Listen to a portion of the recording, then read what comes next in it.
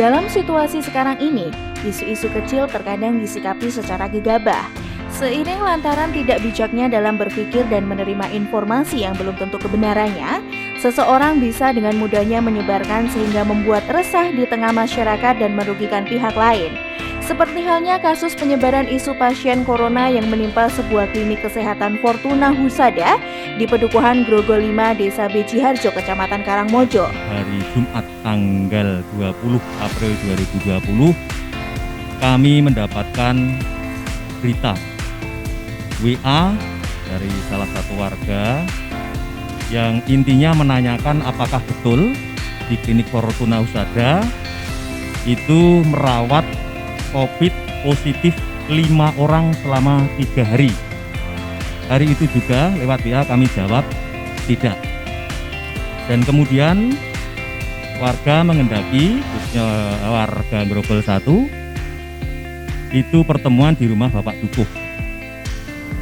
Sama agenda menanyakan apakah di klinik Fortuna Husada merawat COVID positif 5 orang dalam waktu 3 hari, yang waktu itu dihadiri oleh Puskesmas Karangmojo 2, Bapak Babin Kamtipmas, Bapak Dukuh sendiri, dan warga sekitar kurang lebih 50 orang.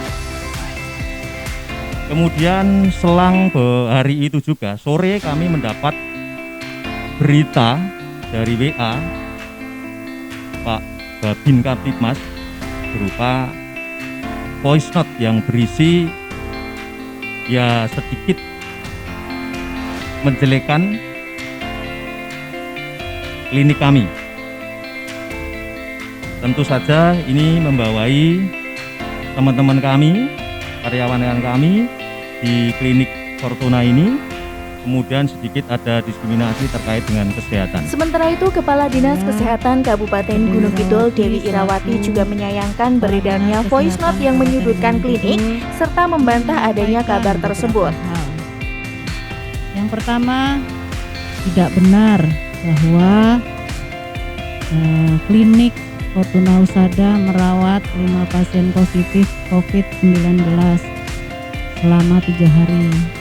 Karena kelima pasien ini dirawat di rumah sakit, tidak bisa dirawat di klinik ataupun puskesmas. Pelaku warga Pedukuhan Grogol 5 yang sekaligus pengurus RW, pembuat voice note bernada fitnah itu juga telah mengakui segala perbuatannya dan telah meminta maaf kepada pemilik klinik Fortuna Husada, Rudi Ismanto.